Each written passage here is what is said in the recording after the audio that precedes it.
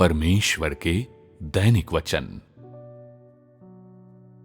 क्या तुम लोगों ने देखा है कि इस समूह के लोगों में परमेश्वर कौन सा कार्य पूर्ण करेगा? परमेश्वर ने कहा कि यहां तक कि सहस्त्राब्दी राज्य में भी लोगों को उसके कथनों का पालन अवश्य करना चाहिए, और भविष्य में परमेश्वर के कथन अंततोगत्वा मनुष्य के जीवन को कनान के उत्तम देश में सीधे तौर पर मार्गदर्शन करेगा। जब मूसा जंगल में था तो परमेश्वर ने सीधे तौर पर उसे निर्देश दिया और उससे बातचीत की। स्वर्ग से परमेश्वर ने लोगों के आनंद के लिए भोजन, पानी और मन्ना भेजा, और आज भी ऐसा ही है। परमेश्वर ने लोगों के आनंद के लिए व्यक्तिगत रूप से खाने और पीने की चीजें भिजवाईं, और लोगों को ताड़ना देने के लिए व्यक्तिगत तौर पर श्राप भेजा, और इसलिए उसके कार्य का प्रत्येक कदम व्यक्तिगत तौर पर परमेश्वर के द्वारा ही उठाया जाता है। आज लोग तथ्यों के घटने की लालसा करते हैं। वे चिन्हों और चमत्कारों को देखने की कोशिश करते हैं, और यह संभव है कि इस प्रकार से सभी लोग छोड़ दिए जाएंगे, क्योंकि परमेश्वर का कार्य तेजी से वास्तविक होता जा रहा है। कोई नहीं जानता है कि परमेश्वर ने स्वर्ग से अवरोहण कर लिया है।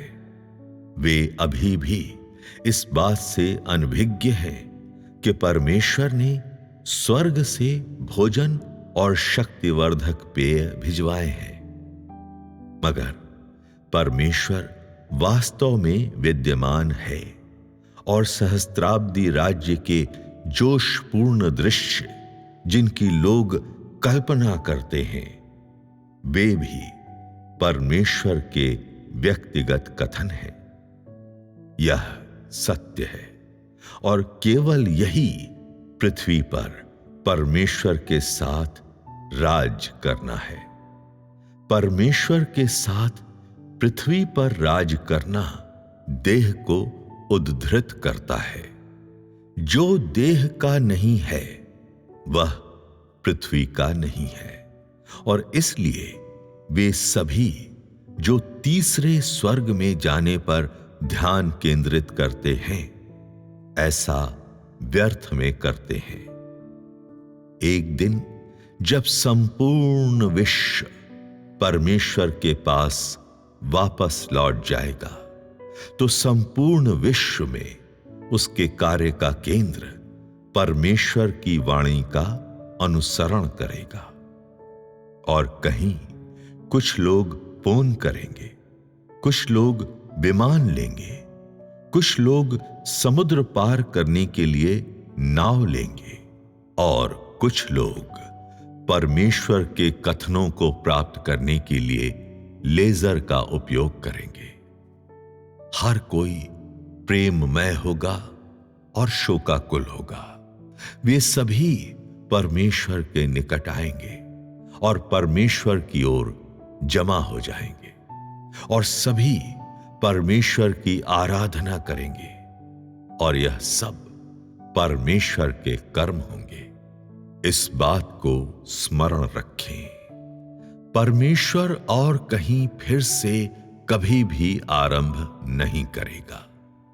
परमेश्वर इस सत्य को पूर्ण करेगा। वह संपूर्ण ब्रह्मांड के लोगों को अपने सामने आने देगा, और पृथ्वी पर परमेश्वर की आराधना करवाएगा, और अन्य स्थानों पर उसका कार्य समाप्त हो जाएगा। और लोगों को सच्चा मार्ग तलाशने के लिए मजबूर किया जाएगा। यह यूसुफ की तरह होगा। हर कोई भोजन के लिए उसके पास आया और उसके सामने झुका, क्योंकि उसके पास खाने की चीजें थीं। अकाल से बचने के लिए लोग सच्चा मार्ग तलाशने के लिए मजबूर हो जाएंगे। संपूर्ण धार्मिक समुदाय गंभीर भुखमरी से पीड़ित हो रहा है और केवल परमेश्वर ही आज मनुष्य के आनंद के लिए हमेशा बहने वाले स्रोत को धारण किए हुए जीवन के जल का स्रोत है, और लोग आकर उस पर निर्भर हो जाएंगे। यह वह समय होगा जब परमेश्वर के कर्म प्रकट होंगे और परमेश्वर गौरवान्वित होगा। ब्रह्मांड भर के सभी लोग इस साधारण मनुष्य की आराधना करेंगे। क्या वह परमेश्वर की महिमा का दिन नहीं होगा? एक दिन पुराने पादरी जीवन के जल के स्रोत से पानी की मांग करते हुए टेलीग्राम भेजेंगे। वे बुजुर्ग होंगे, फिर भी वे इस मनुष्य की आराधना करने आएंगे जिसे उन्होंने तिरस्कृत किया था।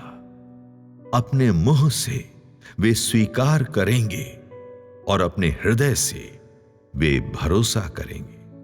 और क्या यही चिन्ह और चमत्कार नहीं है? जब संपूर्ण राज्य आनंद करता है, वही दिन परमेश्वर की महिमा का है।